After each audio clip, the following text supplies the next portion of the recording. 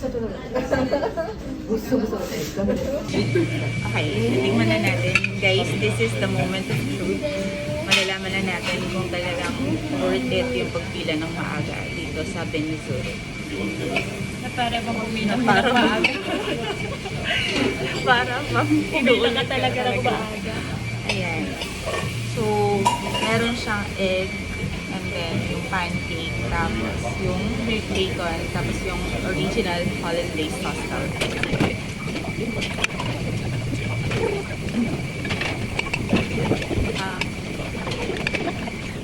Hindi naman yung madidisappoint sa ginawa mo. Dita. Not bad.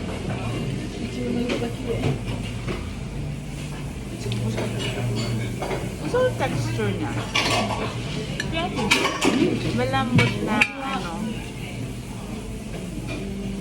Basta malinis yung malambot. Hindi siya magasmang. Basta malambot.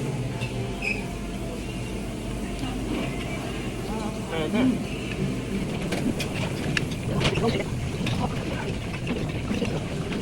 Ngayon lang ako nakatry ng pancake na sa savory yung ang sarap na. Ano gusto ko kayo nang inandal ko. Ako masaya. Kasi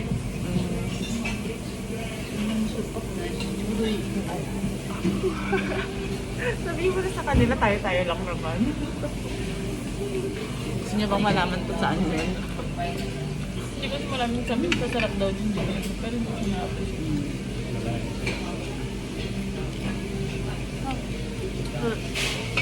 Kung first timer, pwede.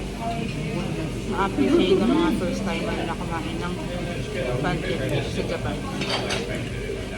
Pero yung uulit-ulitin mo pa naman, I don't think so. Para sa Pilipinas. Oo. Kasi medyo hassle na kailangan mong pumila ng sobrang maaga. Kanina nandito kami ng alas 7. Parang seven na. Mga 11 past 7 na. Tapos, yun nga, medyo mahaba na yung pila. Pero Tapos, nakasubscribe mo sila ng pila. tapos limited din yung limited na yung oras na naabutan namin. So, konti na lang yung pagpipilian na oras. Kaya, ang nangyari, yun na nga, dalawang time slot yung pinili namin, kinuha namin, para makatikim din kami ng ibang flavor pa. So, mamaya naman, yun naman. Kalapit lang naman yung oras. Magkasunod. Isang 12 tsaka isang 1.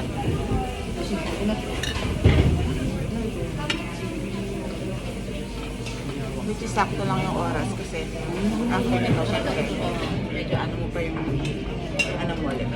Papababain mo muna yung kinain. Hindi, ubusin mo muna yung palo.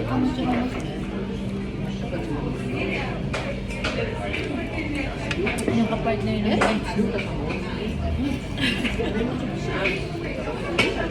Ayun, payag naman kasi malaki naman yung serving. So, payag sila na payag naman sila na sa isang dish, 2 tao. Actually, sila yung Sila nag-offer. manikwento na dapat But kailangan may may drinks order na. ng drinks.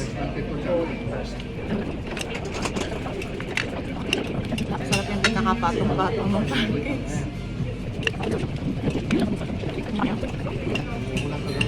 At least ngayon, nagawa na namin. Na? Bakit sabihin overnight daw. Hindi mo naman na-try.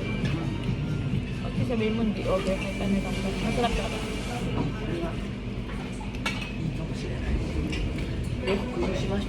Siguro number 1 sila sa presentation pagdating sa pancake.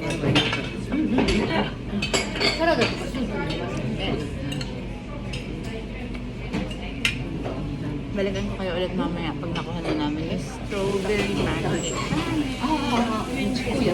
Strawberry